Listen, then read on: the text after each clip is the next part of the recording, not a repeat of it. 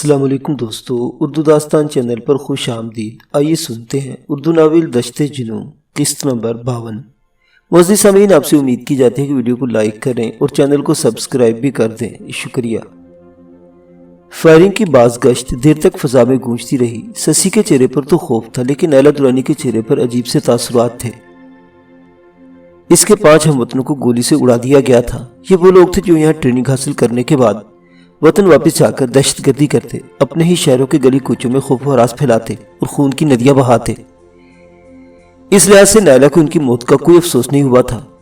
وہ اپنے ملک واپس جا کر کوئی مضمون کارروائی کرنے سے پہلے ہی اپنے انجام کو پہنچ گئے تھے۔ لیکن نیلا کو افسوس اس بات کا ہوا تھا کہ ان بھارتی افسروں نے کس بے دردی سے انہیں موت کے گھاٹ اتار دیا تھا۔ ان کی نظروں میں پاکستانی نوجوانوں کی زندگیوں کی کوئی اہمیت نہیں تھی۔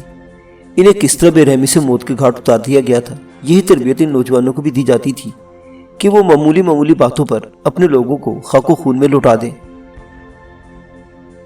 ممکن ہے کیمپ کے بھارتی افسروں کے لیے بات معمولی ہو کہ کیمپ میں مسلمان لڑکیوں کی عزت پر ہاتھ ڈالا گیا تھا اور ہاتھ ڈالنے والے پاکستانی نوجوان تھے، اس لیے بلا جھجک انہیں موت کے گھاٹ اتار دیا گیا تھا۔ ان نوجوانوں کو گولی سے اڑا دینے کا مقصد انہیں سزا دینا مقصود نہیں تھا۔ اصل مقصد تو یہ تھا کہ دوسروں کے ذہن میں یہ بات بٹھا دی جائے کہ کسی کو موت کے گھاٹ اتارنے میں کس قدر اجرت سے کام لینا چاہیے، اور انہیں اس لیے بھی سزا دی گئی تھی، بلکہ سزا دینے کی اصل وجہ یہی تھی کہ انہوں نے محافظ کا حکم نہیں مانا اور ان کی بار بار کی وارننگ کے باوجود وہ لڑکیوں کو پیٹتے رہے تھے۔ اس کیمپ میں ان کی عیاشی کا ہر سامان موجود تھا، لیکن ڈسپلن کی خلاف ورزی پر ظاہر ہے سزا بھی ملنی ہی چاہیے تھی۔ نیلا اور سسی آخر کار صنف نازکی سے تعلق رکھتی تھی۔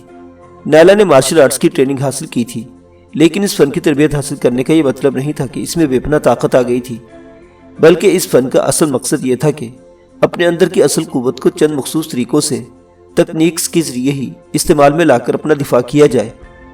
مارشل آرٹس کی یہ تربیت نیلا کے بہت کام آئی تھی۔ اس نے ہمیشہ بڑی کامیابی سے اپنا دفاع کیا تھا، لیکن آج پیر پھسل جانے سے ان کے قابو میں آ گئی تھی۔ اگر حریف 1-2 ہوتے تو پھر بھی وہ ان کا مقابلہ کر سکتی تھی، مگر وہ 5 تھے جو جونکوں کی طرح اس سے لپٹ گئے تھے اور لاتوں اور گھونسوں سے اس کا حلیہ بگاڑ کر رکھ دیا تھا۔ اس کا نچلا ہونٹ پھٹ گیا تھا جس سے خون رسنے لگا تھا، دائیں رخسار پر سیاہ دھبے سے پڑ گئے تھے، سینے اور پسلیوں میں بھی تکلیف ہو رہی تھی، طاقتور گھونسوں ٹھوکروں سے اندرونی چوٹیں بھی لگی تھی۔ سسی کی حالت اس سے زیادہ خراب تھی۔ نیلا نے تو بڑی حد تک اپنا دفاع بھی کیا تھا، لیکن سسی کچھ نہیں کر سکی تھی اور بری طرح پٹتی رہی تھی۔ اس کے ہونٹوں اور ناک سے خون بہہ رہا تھا۔ سینے میں سب سے زیادہ تکلیف تھی، جہاں پے در پہ گھونسوں سے شاید اندر کا گوشت پھٹ گیا تھا۔ دونوں رخساروں پر نیل پڑ گئے تھے۔ وہ چارپائی پر بیٹھی ہچکیاں لے کر رو رہی تھی۔ کیمپ میں رونما ہونے والا یہ اس نوعیت کا دوسرا واقعہ ہے، وجنتی نے ان دونوں کا جائزہ لیتے ہوئے کہا۔ چند مہینے پہلے کیمپ کے نوجوان کسی بات پر آپس میں لڑ پڑے تھے۔ وہ 2 پارٹیوں میں تقسیم ہو گئے تھے اور اس قدر فساد برپا ہوا تھا کہ اس پر قابو پانا مشکل ہو گیا تھا۔ اس وقت بھی دونوں محافظوں نے نوجوانوں کو گولی سے اڑا دیا تھا، تب کہیں جا کر ہنگامے پر قابو پایا جا سکا تھا۔ وہ دوسرا گروپ تھا۔ اس کے 1 ہفتے بعد وہ ٹریننگ مکمل کر کے واپس چلے گئے تھے۔ ہمیں دراصل ایسے ہی نوجوانوں کی ضرورت ہوتی ہے جو بھڑک اٹھے تو ان پر قابو پانا مشکل ہو جائے، لیکن آج کے ہنگامے نے 5 آدمیوں کی جان لے لی۔ مشتاق اس گروپ کا بہترین آدمی تھا۔ اس نے بڑی جلدی ہمارے نظریات کو سمجھ لیا تھا، لیکن مجھے حیرت ہے کہ یہاں انہیں عیش و آرام کا ہر سامان میسر ہے، دل بہلانے کے لیے لڑکیوں کی بھی کمی نہیں، لیکن اس کے باوجود انہوں نے یہ حرکت کی۔ لیکن یہ بھی ان کی تربیت کا ایک حصہ ہے کہ اگر کسی چیز کو آسانی سے آنے کی توقع نہ ہو تو اسے طاقت کے ذریعے حاصل کرنے کی کوشش کی جائے۔ مشتاق اور اس کے ساتھیوں نے غالباً اسی فارمولے پر عمل کیا ہے۔ بہرحال تم دونوں کے ساتھ زیادتی ہوئی ہے، اس کا مجھے افسوس ہے۔ کیمپ کا ڈاکٹر 2 دن کی چھٹی پر رام گڑھ گیا ہوا ہے، میں اس کی اسسٹنٹ کو بلاتی ہوں۔ بملا بھی بڑی اچھی ڈاکٹر ہے۔ تم لوگ یہی بیٹھو، ڈرنے کی ضرورت نہیں، اب کوئی تمہاری طرف دیکھنے کی جرات بھی نہیں کرے گا۔ وجنتی نے اپنے خیمے میں چھوڑ کر باہر نکل گئی۔ نیلا اس کی موجودگی میں بڑی مشکل سے اپنے نفرت انگیز جذبات کو چھپا سکی تھی۔ وجنتی جیسے ہی باہر نکلی، نیلا دوڑ کر سسی سے لپٹ گئی۔ سسی ہچکیاں لے کر رو رہی تھی۔ نیلا بھی سسکیاں بھرنے لگی۔ ادھی سسی نے اپنی ہچکیوں پر قابو پانے کی کوشش کرتے ہوئے کہا، ہم کہاں پھنس گئے ہیں؟ کیسے نکلیں گے یہاں سے؟ کیا عورت کے مقدر میں یہی لکھا ہے کہیں بھی عزت محفوظ نہیں ہے؟ حوصلے سے کام لو سسی۔ نیلا اس کے سر پر ہاتھ پھیرنے لگی۔ میں ایک بار پھر یہی کہوں گی کہ عورت اتنی کمزور نہیں جتنا اسے سمجھ لیا گیا ہے۔ مجھے دیکھ رہی ہو، عرصہ بیت کے ان انسانوں بھیڑوں کا مقابلہ کرتے ہوئے میں نے ان کے سامنے اپنے آپ کو کمزور نہیں سمجھا، ان کے سامنے شکست تسلیم نہیں کی۔ تم خود بھی بڑی بہادر لڑکی ہو، بڑی ہمت اور دلیری سے تم نے حالات کا مقابلہ کیا ہے۔ اسی طرح ڈٹی رہو گی تو کوئی تمہارا کچھ نہیں بگاڑ سکتا۔ میں تمہارے ساتھ ہوں، جب تک زندہ ہوں تمہاری عزت پر حرف نہیں آنے دوں گی۔ لیکن ادی، سسی نے سسکی بھری، تم کب تک میری حفاظت کرو گی؟ تم بھی تو عورت ہو نا، اور یہاں تو ہمارے چاروں طرف بھیڑیے ہی بھیڑیے ہیں۔ ہم کب تک ان خونخوار بھیڑیوں سے بچتی رہیں گی؟ یہ تو انسان نہیں درندے ہیں، ہم یہاں سے نکلیں گے کیسے؟ فکر مت کرو، نائلا نے اس کا کندھا تھپ تھپایا۔ اللہ نے چاہا تو ہم ایک نہ ایک دن یہاں سے نکل جائیں گے۔ ہم بے گناہ ہیں، ہم نے کوئی جرم نہیں کیا۔ قدرت نے ہمیشہ ہماری مدد کی ہے، وہ اب بھی ہماری مدد کرے گی۔ میں مایوس نہیں ہوں۔ مجھے بہت تکلیف ہو رہی آتی، سسی اپنا سینہ دباتے ہوئے بولی۔ بہت مارا ہے ان ظالموں نے۔ تکلیف تو مجھے بھی ہے سسی، نائلا نے جواب دیا۔ وہ جانتی ڈاکٹر کو بلانے گئی ہے، وہ کوئی دوا دے گی، بہت جلد اچھی ہو جاؤ گی، تم فکر مت کرو۔ سسی کو جواب دینا ہی چاہتی تھی کہ باہر سے قدموں کی آواز سن کر وہ خاموش ہو گئی۔ چند سیکنڈ بعد سلطانہ خیمے میں داخل ہوئی۔ اس کے ہونٹوں پر خفیف سی مسکراہٹ تھی۔ وہ قریب آ کر گہری نظروں سے نائلا اور سسی کی طرف دیکھنے لگی۔ ویل ڈن، سلطانہ نے نائلا کے کندھے پر ہاتھ رکھ دیا۔ تم نے آج ثابت کر دیا کہ عورت کمزور نہیں ہے۔ وہ اگر چاہتی تو دنیا کی ہر طاقت کا مقابلہ کر سکتی ہے۔ کاش یہ حوصلہ میرے اندر بھی ہوتا تو میں اس طرح برباد نہ ہوتی۔ لیکن ہر عورت تمہاری طرح نہیں ہو سکتی۔ تم نے ثابت کر دیا کہ عورت نہ تو مالک غنیمت ہے اور نہ ہی ترنے والا جسے آسانی سے نگلا جا سکے۔ اس کیمپ میں انسان نہیں وحشی اور درندے رہتے ہیں۔ انہیں تو تربیتی قتل و غارت اور تباہی و بربادی کی دی جاتی ہے۔ ان کے دلوں میں کسی کی عزت و احترام کا ہر احساس مٹا دیا گیا ہے۔ عورت تو ان کے لیے کھلونے کی حیثیت رکھتی ہے، اور یہ کھلونے انہیں بڑی وافر مقدار میں فراہم کیے گئے ہیں۔ لیکن مرد کی ہوس کبھی کم نہیں ہوتی۔ انہوں نے تمہیں اور اس لڑکی کو بھی ایک کھلونا سمجھ کر ہاتھ ڈالنے کی کوشش کی، لیکن تم نے تو کمال کر دکھایا۔ اگر میں بھی کم ہمت ہوتی تو تمہاری طرح عرصہ پہلے اپنی عزت گنوا کر حالات سے سمجھوتا کر چکی ہوتی، لیکن میں نے اپنے آپ کو حالات کے دھارے پر بہنے نہیں دیا، نائلا نے جواب دیا۔ ہاں، میں تمہاری ہمت کی داد دیتی ہوں، سلطانہ نے کہا، اور جانتی ہوں تمہاری ہمت و جرأت مندانہ کارروائی نے تمہیں رام سروپ اور کرنل گپتا کی آنکھوں کا تارا بنا دیا ہے۔ مشتاق ٹریننگ حاصل کرنے والے اس گروپ کا بہترین آدمی تھا۔ انہوں نے مشتاق سمیت 5 آدمی کو گولیوں سے اڑا دیا، اس لیے نہیں کہ انہوں نے تمہاری عزت پر ہاتھ ڈالنے کی کوشش کی، بلکہ اس لیے کہ تم نے ان کے لیے مشتاق اور اس کے ساتھیوں سے زیادہ کارآمد ثابت ہو سکتی ہو۔ انہوں نے مشتاق اور اس کے ساتھیوں کو اس لیے گولیوں سے اڑا دیا کہ تم ان پر اعتماد کرنے لگو۔ یہ ہندو کبھی گھاٹے کا سودا نہیں کرتے، یہ ہمیشہ اپنے مفاد کو پیش نظر رکھتے ہیں، خواہ اس کے لیے دوسروں کو کتنا ہی بڑا نقصان کیوں نہ اٹھانا پڑے۔ سلطانہ تم؟ نائلا حیرت سے اس کی طرف دیکھنے لگی۔ یہی لڑکی آج صبح اپنے خیمے میں بیٹھے ہندوؤں کے گن گا رہی تھی، ان کی تعریفوں میں زمین و آسمان کے قلابے ملا رہی تھی، جس سے نائلا کو یہ سمجھنے میں دیر نہیں لگی تھی کہ وہ پاکستان کے خلاف ہندوؤں کے زہریلے پیروپگنڈے سے پوری طرح متاثر ہو چکی ہے۔ لیکن اس وقت اس کا انداز گفتگو اور تھا۔ نائلا بی بی، سلطانہ نے اس کے چہرے پر نظریں جماتے ہوئے کہا، میں اتنی بے حس اور مردہ ضمیر نہیں ہوں کہ اپنی ذاتی بربادی کا انتقام لینے کے لیے اپنے پورے ملک کی سلامتی کو داؤ پر لگا دوں۔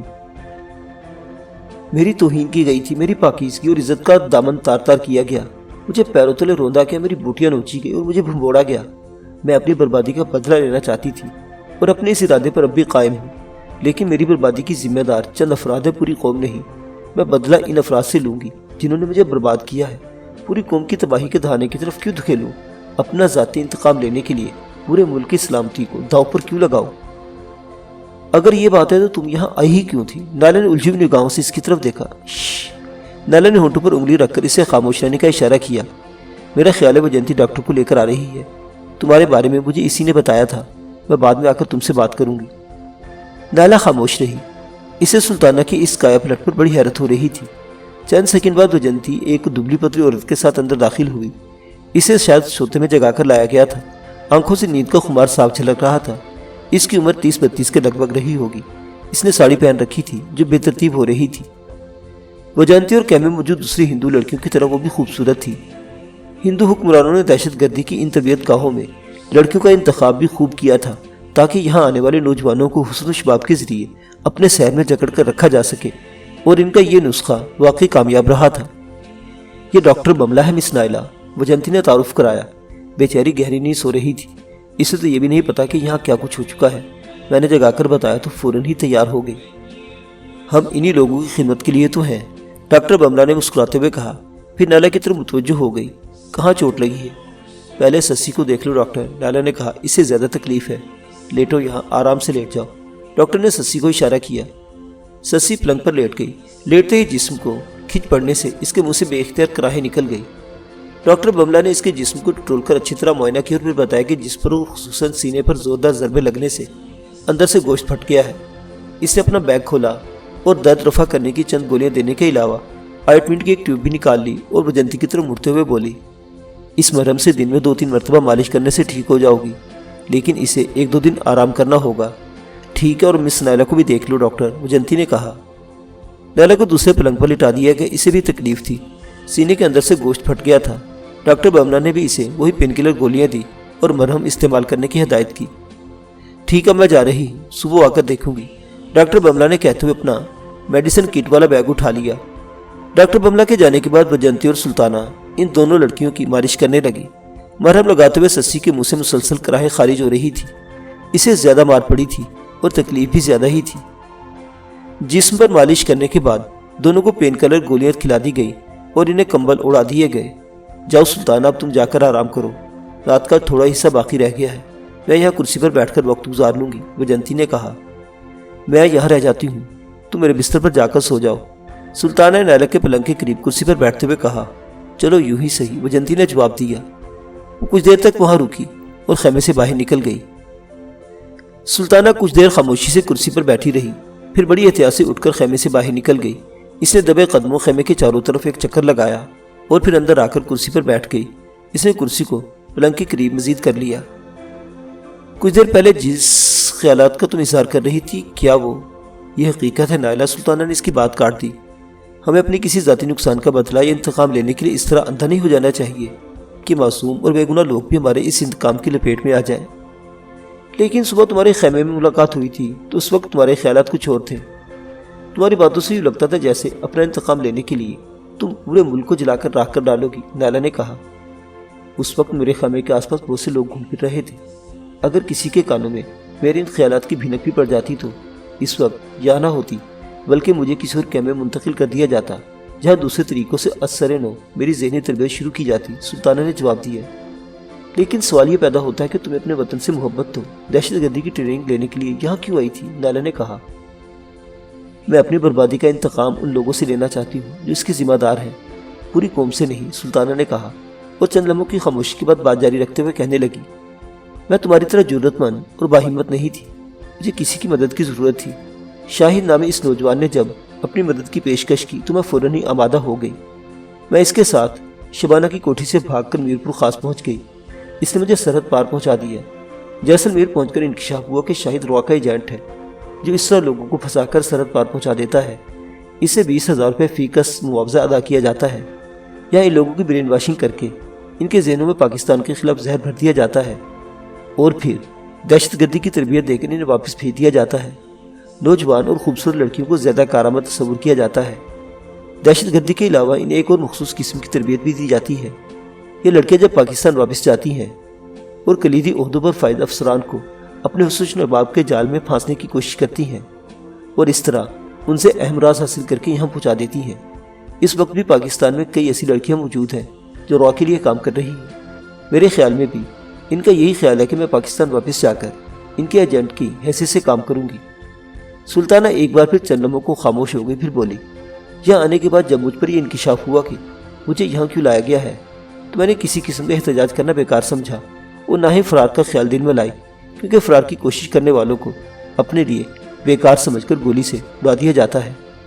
मैंने बहरहाल ये तय कर लिया था कि यहाँ से ट्रेनिंग हासिल करूँगी, इनके अहकामात की तकमील इनका एतमाद हासिल करूँगी और इन लोगों के बारे में राज हासिल करूँगी जो यहाँ से दहशतगर्दी की तरबियत हासिल करके जा चुके हैं या मुझसे पहले चले जाएंगे। पाकिस्तान जाने के बाद मैं इनकी दी हुई तरबियत इन्हीं के खिलाफ इस्तेमाल करूँगी। अगर किसी को तुम्हारे इस राज का पता चल गया तो, नायला ने सवालिया नज़रों से इसकी तरफ देखा, तो मुझे बिला झिझक गोली से उड़ा दिया जाएगा, सुल्ताना ने कहा। लेकिन अभी तक मुझ पर किसी को शुबा नहीं हो सका। इन्हें मुझ पर मुकम्मल एतमाद है। इन्हें यकीन है कि मैं इनके शहर में पूरी तरह जकड़ी जा चुकी हूँ और वही करूँगी जो वो चाहते हैं। तुम कब वापस जा रही हो, नायला ने पूछा। चंद रोज़ बाद वापसी का इरादा है, लेकिन तुम लोगों की वजह से रुक जाओगी। मैं कोशिश करूँगी कि चंद रोज़ बाद जाने वाले ग्रुप के बजाय مجھے اس کے بعد کسی اور گروپ کے ساتھ بھیجا جائے۔ مجھے یقین ہے کہ میری بات مان لی جائے گی، سلطانہ نے کہا۔ لیکن تم نے اپنے بارے میں سب کچھ مجھے کیوں بتایا؟ نائلہ نے اسے گھورا۔ کیا تمہارے خیال میں یہ نہیں ہو سکتا کہ ان لوگوں کی ہمدردیاں حاصل کرنے کے لیے تمہارے بارے میں سب کچھ انہیں بتا دوں؟ نہیں، سلطانہ کے ہونٹوں پر خفیف سی مسکراہٹ آ گئی۔ اس کیمپ میں اگرچہ بہت سے لوگ ایسے موجود ہیں جو دوسروں کے بارے میں اس قسم کی اطلاعات کیمپ کے بڑے افسروں کو پہنچاتے رہتے ہیں، لیکن تمہارے بارے میں دعوے سے کہہ سکتی ہوں کہ تم ایسا نہیں کر سکتی۔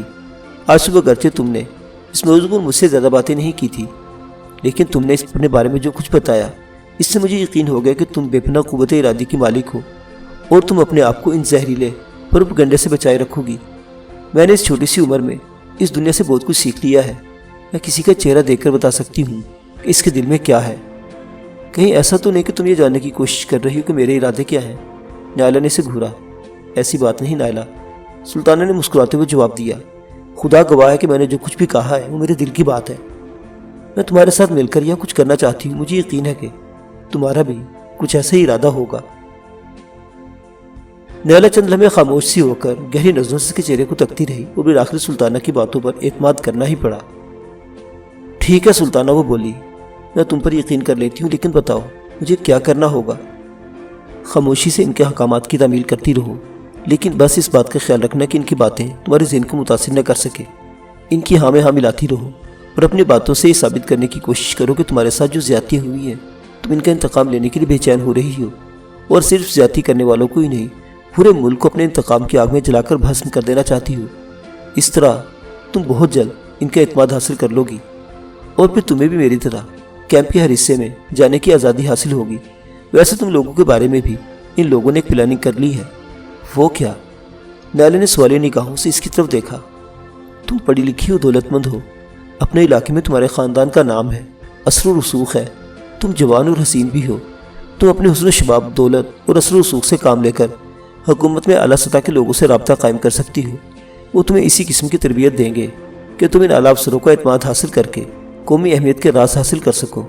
اور یہ سسی، سلطانہ خاموش ہو کر سسی کی طرف دیکھنے لگی جو سو چکی تھی۔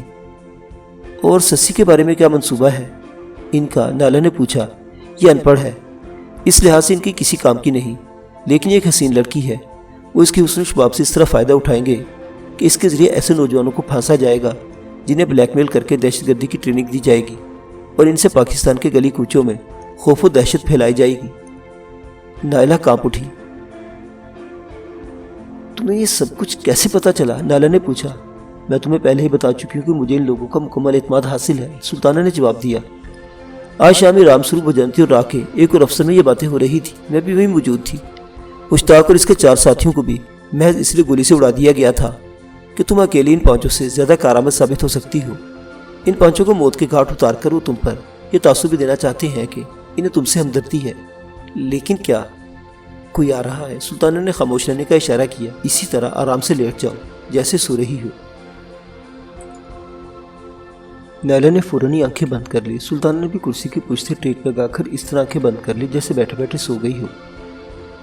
باہر دبے دبے قدموں کی آواز سنائی دے رہی تھی۔ قدموں کی آواز خیمے کے سامنے رک گئی۔ پھر کسی نے جھانک کر اندر دیکھا، وہ وجنتی تھی۔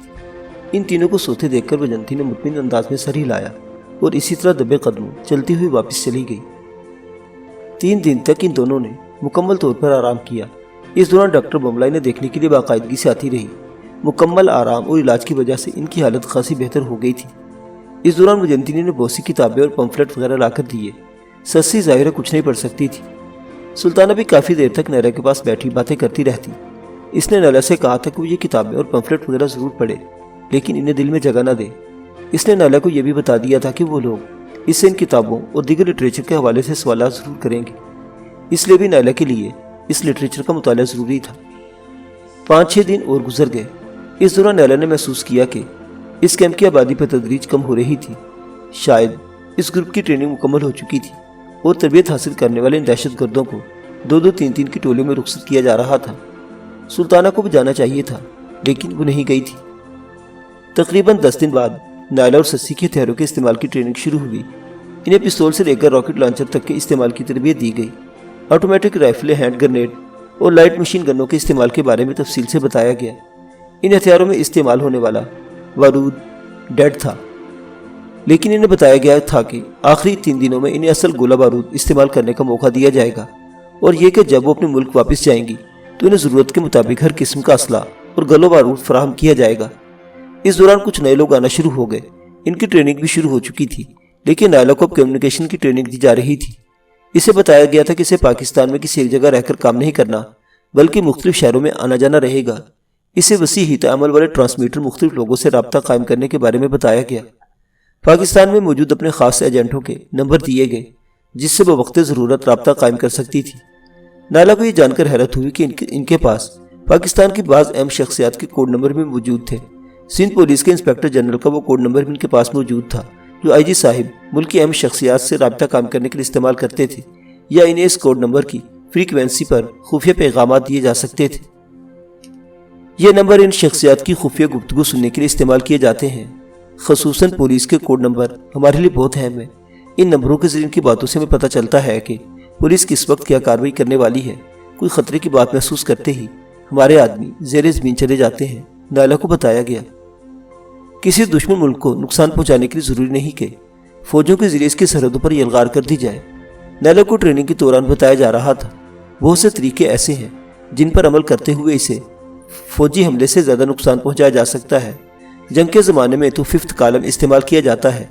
ये लोग दरअसल इसी मुल्क के बाशिंदे होते हैं जो बैरूनी ताकत के इशारे पर ऐसी अफवाहें फैलाते हैं जिनसे अवाम में मायूसी और बददिली फैलती है। इस तरह इस हुकूमत के अपने मुल्क के अंदर ही कई महाज खुल जाते हैं और हुकूमत की कुव्वत बढ़कर रह जाती है, जिससे हमलावर मुल्क फ़ायदा उठाता है। लेकिन अमन के ज़माने में और भी बहुत से हथकंडे इस्तेमाल किए जाते हैं। मसलन डिसइंफॉर्मेशन के जरिए हुकूमत के खिलाफ अवाम में बददिली फैलाना, दहशत गर्दी के जरिए अमन अमान का मसला पैदा करना और अवाम के दिलों में हुकूमत के खिलाफ नफरत पैदा करना। मंशियात का फैलाव भी अवाम को हुकूमत के खिलाफ भड़काने में नहायत अहम किरदार अदा करता है। इन कार्रवाइयों में अगरचे बैरूनी ताकतों का सरमाया तो बहुत खर्च होता है, लेकिन इन बैरूनी ताकतों को फ़ायदे भी बहुत से होते हैं। नायला को ट्रांसमीटर की फ्रीक्वेंसीज, खुफिया कोड नंबर और ये सब बातें उस वक्त बताई जा रही थी जब वो मुकम्मल तौर पर इनका एतमाद हासिल कर चुकी थी। इसकी बातों से लगता था जैसे वो पाकिस्तान वापस पहुंचते ही अपनी इंतकामी कार्रवाइयाँ शुरू कर देगी और पूरे मुल्क को अपने इंतकाम की आग में लपेट लेगी। 119 तरबियत याफ्ता एजेंट 2 दिन पहले की तारीख तक मुख्तलिफ रास्तों से सरहद उबूर करके पाकिस्तान में दाखिल हो चुके हैं। इन्हें जो प्रोग्राम दिया गया है इस पर वो 1 हफ्ता बाद अमल शुरू करेंगे। नायला को ये बात वजंती ने बताई थी। इसके अलावा आज से ठीक 1 हफ्ता बाद ऊँटों के काफिले की सूरत में एक और ग्रुप गलफोर के रास्ते सरहद उबूर करके थर में दाखिल होगा। वहाँ से ये काफिला एक मुकर्ररा मुकाम पर रुक जाएगा। इस ग्रुप में हमारे 7 आदमी होंगे और ऊँटों पर असला के अलावा 40 टन ऐसे केमिकल के और भी शामिल होंगे जिनसे हेरोइन तैयार होती है। इस केमिकल से कई टन हेरोइन तैयार हो सकती है और चंद हफ्तों में पाकिस्तान में हेरोइन का ऐसा सैलाब आ जाएगा जिसे रोकना हुक्मरानों के बस की बात नहीं होगी। ये इत्तला नायला के लिए बहुत ही खौफनाक थी। इसने जब सुल्ताना को बताया तो वो भी परेशान हो गई। मुझे इस सिलसिले में कुछ पता नहीं है, सुल्ताना ने कहा। ये माल किसी और कैंप से भेजा जा रहा होगा। जहाँ से भेजा जाता तो काफिला किसी करीबी मुकाम से सरहद अबूर करता। इसे सैकड़ों मील दूर गलफोर जाने की क्या ज़रूरत थी? लेकिन वजंती को ये इत्तला कैसे मिली? मुमकिन है इस कैंप के कुछ आदमी रह गए हों जो इस काफिले के साथ जा रहे हो। ऐसी सूरत में वजंती को पता चल गया होगा, नायला ने कहा। हाँ, मुमकिन है इसने रामस्वरूप से पता चला लिया हो, सुल्ताना ने कहा। लेकिन एक बात तय है कि इस काफिले में शामिल दहशतगर्द असला और केमिकल के ड्रम कराची की तरफ ही ले जाएंगे। खनसार के करीब मुकर्ररा मुकाम से माल ट्रकों वगैरह पर मुंतकिल कर दिया जाएगा जो उमरकोट के रास्ते कराची की तरफ निकल जाएंगे। उमरकोट नाभी से ही कराची तक पहुंचने के लिए ऐसे 20 रास्ते हैं जिन पर ज़्यादा चेकिंग भी नहीं होती। मेरे ख्याल में ये दहशतगर्द असला और केमिकल की ये ड्रम अपनी मंजिल पर नहीं पहुंचने चाहिए, नायला ने कहा। वो चंद लम्हे खामोश रही, फिर बोली, मेरे ज़हन में एक तरकीब है। उन्होंने हमें पाकिस्तान की अहम शख्सियात की ट्रांसमीटर फ्रीक्वेंसी के कोड वगैरह बता दिए हैं। क्यों ना सिंध के इंस्पेक्टर जनरल को इस काफिले के बारे में इत्तला दे दी जाए। ख्याल बुरा नहीं है, सुल्ताना ने कहा, लेकिन अगर हमारी कॉल पकड़ी गई तो ये लोग हमें जिंदा नहीं छोड़ेंगे। लेकिन उन्होंने तुम्हें ये नहीं बताया कि अपने किसी कॉल को प्रोटेक्ट कैसे किया जाता है? नायला ने सवालिया निगाहों से इसकी तरफ देखा। ओ, ये तो मैं भूल ही गई थी, सुल्ताना ने गहरा सांस लेते हुए जवाब दिया। तो ठीक है, हम कल रात कॉल करेंगे। कल क्यों, आज रात क्यों नहीं? नायला ने कहा। ट्रांसमीटर का बंदोबस्त भी करना होगा। मैं कल दिन में किसी वक्त ट्रांसमीटर चोरी करके कहीं छुपा दूंगी और फिर रात को मौका पाते ही कॉल करूंगी, सुल्ताना ने कहा। ठीक है, और उन्होंने हमारी वापसी का क्या प्रोग्राम बनाया? नायला ने पूछा। پتہ نہیں، کل رام سروپ سے معلوم کروں گی، سلطانہ نے جواب دیا۔ میں نے ایک اور پروگرام بنا رکھا ہے، نائلہ نے کہا۔ وہ کیا؟ سلطانہ نے سوالیہ نگاہوں سے اس کی طرف دیکھا۔ میں چاہتی ہوں کہ جانے سے پہلے یہ کیمپ تباہ کر دیا جائے، اس طرح ہم تھوڑا بہت نقصان تو پہنچا ہی سکیں گے، اور کچھ عرصہ کے لیے اس کیمپ میں دہشت گردوں کی تربیت کا سلسلہ بھی رک جائے گا، نائلہ نے کہا۔ تمہارا دماغ تو خراب نہیں ہو گیا؟ سلطانہ نے اسے گھورا۔ تم نے اس کیمپ کے حفاظتی انتظامات دیکھے ہیں؟ میں سب کچھ دیکھ چکی ہوں، نائلہ نے مسکراتے ہوئے جواب دیا۔ لیکن اگر عزم راسخ ہو تو دنیا کی کوئی طاقت راستہ نہیں روک سکتی۔ اب ہمیں کیمپ کے ہر حصے میں آنے جانے کی آزادی ہے۔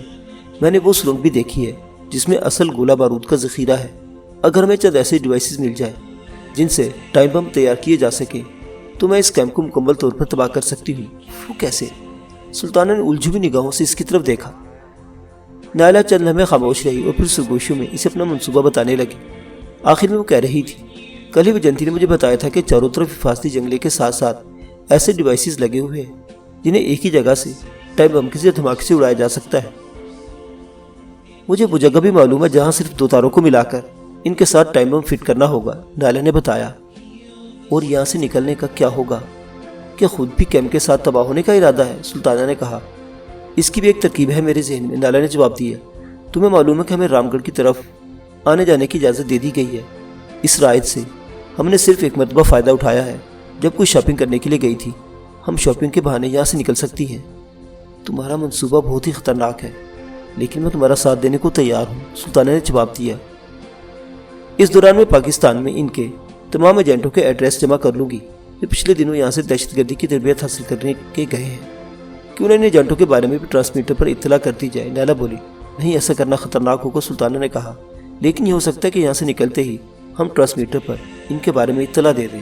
تو ٹھیک ہے، نائلہ نے کہا، کل سب سے پہلے تم ٹرانسمیٹر کا بندوبست کرو گی اور اس کے بعد دوسری باتوں کے بارے میں سوچا جائے گا۔ وہ دونوں اس وقت خیموں کے سامنے ایک بڑے پتھر سے ٹیک لگائے اس طرح نیم راست بیٹھی تھی جیسے آرام کر رہی ہو۔ وجنتی کو اپنی طرف آتے دیکھ کر انہوں نے موضوع بدل دیا اور اب وہ ایک بھارتی فلم کے بارے میں گفتگو کرنے لگی۔ شاہ رخ کی یہ فلم انہوں نے کل رات ہی دیکھی تھی۔ کنگ انکل میں شاہ رخ کی اداکاری پر تبصرہ کرتے ہوئے ان میں باقاعدہ بحث چھڑ گئی تھی۔ اتنے میں وجنتی بھی قریب آ گئی۔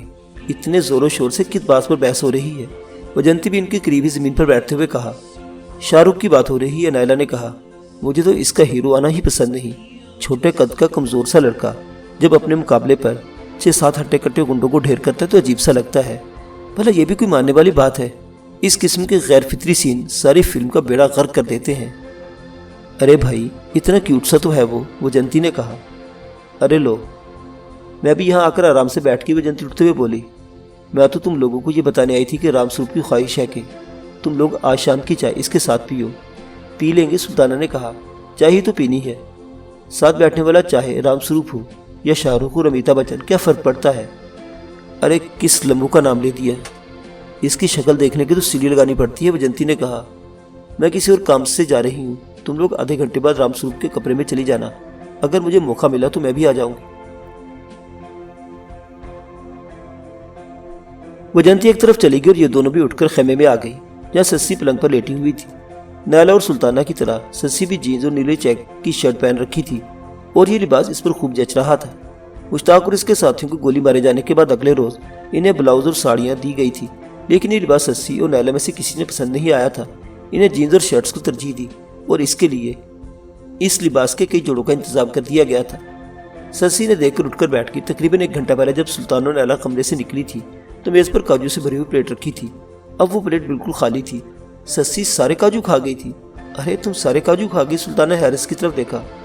بڑے مزے کے ہیں ادی یہ، سسی نے مسکراتے ہوئے کہا۔ دل چاہتا ہے بس کھاتے چلے جاؤ۔ کھاتے چلے جاؤ کہ بچی، یہ بڑے گرم ہوتے ہیں، زیادہ کھانے سے کچھ ہو گیا تو سر پکڑ کر بیٹھ جاؤ گی، سلطانہ نے اسے ڈانٹنے والے لہجے میں کہا۔ اب نہیں کھاؤں گی ادی، سسی نے معصومی سے جواب دیا۔ تیار ہو جاؤ، دعوت آئی ہے، سلطانہ بولی۔ یہاں ہماری دعوت کون کرے گا ادی؟ سسی نے کہا۔ ان کیمپ والوں کو اب تک سمجھ نہیں سکی ہو کیا؟ ہر شخص مجنو کی نسل سے تعلق رکھتا ہے، عورت کو دیکھ کر رال ٹپکنے لگتی ہے ان کی۔ تقریباً آدھے گھنٹے بعد وہ تینوں رام سروپ والے کمرے میں موجود تھی۔ وہاں کے 2 آفیسر اور بھی تھے۔ چائے کا تو بہانہ تھا، وہ ان سے طرح طرح کے سوالات کر رہے تھے۔ نائلہ اور سلطانہ تو فرفر جواب دے رہی تھی، جیسے یہ جواب انہوں نے پہلے ہی رٹ رکھے ہوں۔ वो लोग इनकी बातों से खासे मुतमईन नजर आ रहे थे। मिस नायला, रामस्वरूप ने इसकी तरफ देखते हुए कहा, आपके आने के चंद रोज बाद जो वाक़या पेश आया, इसका मुझे जिंदगी भर अफसोस रहेगा, लेकिन इसके अलावा यहाँ आप लोगों को कोई तकलीफ तो नहीं हुई? बिल्कुल नहीं मिस्टर रामस्वरूप, नायला ने मुस्कुराते हुए जवाब दिया। मुझे तो यूं महसूस होता है जैसे हम यहाँ से नए इंसान बनकर निकल रहे हों। नए और ताकतवर इंसान, रामस्वरूप ने लुकमा दिया। बिल्कुल ठीक कहा आपने मिस्टर रामस्वरूप, सुल्ताना बोली। अच्छा अब ये बताइए कि आप लोग किस रास्ते से वापस जाना पसंद करेंगी? कुशनगढ़ से सरहद अबूर करके चोलिस्तान की तरफ, शानगढ़ से सक्कर की तरफ, या गुलफोर से उमरकोट की तरफ जहाँ से कराची करीब पड़ता है? मेरा ख्याल है मैं गुलफोर की तरफ से भेज दीजिए, सुल्ताना ने कहा। नायला से दोस्ती हो गई है, ये चंद रोज़ कराची में मेरी मेहमान रहेगी। ठीक है, हम शानगढ़ को इत्तला देते हैं, वो जाने वाले अगले ग्रुप में आप लोगों की शामिल कर दें, रामस्वरूप ने कहा। आप हमें कब भेज रहे हैं मिस्टर रामस्वरूप? नायला ने पूछा। आज से ठीक 10 दिन बाद आपको यहाँ से रुखसत कर दिया जाएगा, रामस्वरूप ने जवाब दिया। आप लोगों को कराची में एक कॉन्टैक्ट नंबर दे दिया जाएगा, कोड नंबर वगैरह भी आपको बता दिया जाएगा। आप कराची में हमारे इस एजेंट से रब्ता कर लीजिए, वो आपको हर किस्म की सहूलत फराहम करेगा। Thank you mister Ramswaroop, Sultana ने कहा। मैं और कर्नल गुप्ता कल सुबह चंद रोज़ के लिए दिल्ली जा रहे हैं। आप लोगों की रवानगी से एक दिन पहले वापस आ जाएंगे। इस दौरान में आप लोग आराम करें, कैंप से बाहर भी आप चाहें तो जा सकती हैं। रामगढ़ के करीब एक पुराने किले के खंडरात हैं, किसी रोज वजंती के साथ ले जाइए, वो आपको किले की खंडरों की सैर करा देगी, रामस्वरूप ने कहा। इसी दौरान में वजंती भी आ गई। रामस्वरूप इसे इनके बारे में हिदायत देने लगा और फिर कुछ ही देर बाद ये महफिल बर्खास्त हो गई। रामस्वरूप और कर्नल गुप्ता सुबह सवेरे ही कैंप से चले गए थे। कैंप में दहशतगर्दी की तरबियत हासिल करने वाले नए आने वालों की तादाद 10-12 से ज्यादा नहीं थी। नायला और सुल्ताना ने पूरे कैंप में घूमती रहती थी। उस रोज सुल्ताना किसी तरह रामस्वरूप के दफ्तर में घुस गए एक वसी हीते अमल वाला ट्रांसमीटर भी उड़ाने में कामयाब हो गई थी।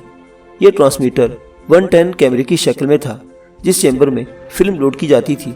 इसके पीछे की तरफ इस ट्रांसमीटर का पूरा निजाम था, जबकि फ्लैशलाइट वाले शीशे के नीचे छोटे से चैम्बर में फ्रीक्वेंसी सेट करने वाले बटन लगे हुए थे। सुल्ताना ने वो ट्रांसमीटर खैमे के बाहर पत्थरों के नीचे ऐसी जगह छुपा दिया जहां से इसे तलाश नहीं किया जा सकता था। इसके दूसरे दिन सुल्ताना वगैरह ने रामगढ़ के किले के खंडरात देखने की फरमाइश कर दी। नाश्ते के तकरीबन 1 घंटे बाद जब वो एक जीप पर कैंप से रवाना हो गई, वो ट्रांसमीटर सुल्ताना ने पत्थरों के नीचे से निकालकर नायला को दे दिया था, जिसे इसने अपने लिबास के अंदर छुपा लिया था। सस्सी भी इनके साथ थी, जीप वजंती ही चला रही थी। तकरीबन 2 घंटे बाद वो किले के खंडरात में पहुंच गए। वो कुछ देर तक खंडरात की सैर करती रही, फिर सुल्ताना और सस्सी वजंती को लेकर एक तरफ चली गई, जबकि नायला एक टूटी हुई दीवार के करीब बैठ गई थी। और फिर मौका पाते इसने लिबास के अंदर से ट्रांसमीटर निकाला और आईजी सिंध की खुफिया फ्रीक्वेंसी सेट करके कॉल करने लगी। कॉल नष्ट करने से पहले से सुर्ख रंग का वो नन्हा सा बटन दबा दिया, जिससे कॉल महफूज हो गई थी। अब ये कॉल इस मखसूस फ्रीक्वेंसी के अलावा कहीं और नहीं सुनी जा सकती थी। नायला पहले ही हिसाब लगाकर इस तारीख को ज़हन में रख चुकी थी, जिस तारीख को ऊँटों का वो काफिला सरहद अबूर करने वाला था। कॉल वायरलेस ऑपरेटर ने रिसीव की थी। मैं भारत में राजस्थान के शहर रामगढ़ से बोल रही हूँ, नायला ने कहा। 3 तारीख को आधी रात के वक्त राजस्थान के गांव गलफोर से ऊँटों का एक काफिला असला की खेप और खतरनाक केमिकल के ड्रम लेकर सरहद पार करके पाकिस्तानी गांव खंसार की तरफ आएगा। इस कैंप के साथ राखी तरबियत याफ्ता 7 दहशतगर्द भी होंगे। इस काफिले को रोकना और असला वगैरह पर कब्जा करना अब लोगों का काम है। पहली फुर्सत में ये इत्तला आईजी साहब को पहुंचा दी जाए। आप कौन बोल रहे हैं मोहतरमा, और आपको इत्तला कैसे मिली? ऑपरेटर ने पूछा। मेरे बारे में जानने की जरूरत नहीं, इस इत्तला को महज मजाक समझकर नजरअंदाज न कीजिएगा, नायला ने जवाब दिया और ट्रांसमीटर ऑफ कर दिया। इसने ट्रांसमीटर लिबास में छुपा लिया और सुल्तान और वजंती को आवाज़ें देती खंडरात में फिरने लगी। इसे यकीन था कि इसकी फ्राहम करदा इत्तला फौरन ही आईजी तक पहुंच जाएगी। मुअज़्ज़िज़ सामीन हज़रात, नायला दुरानी की ये कहानी भी जारी है। बकिया वाक़यात अगली किस्त में देखते रहिए उर्दू दास्तान। अल्लाह हाफिज़।